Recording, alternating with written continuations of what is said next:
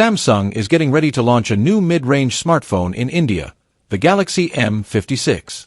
This will be sold through Amazon, and in fact the retailer already has a full teaser microsite up for it. This reveals the launch date, April 17th. It also tells us that the tagline for this model will be, "The Monstrous Monster."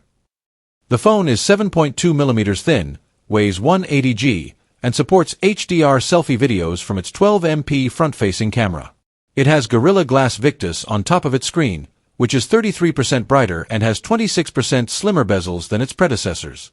There's also a triple rear camera system comprising a 50MP main sensor with OIS, an 8MP ultra-wide, and a 2MP macro shooter.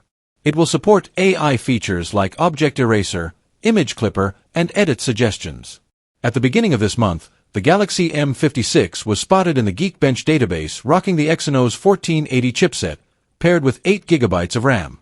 The prototype in question ran Android 15.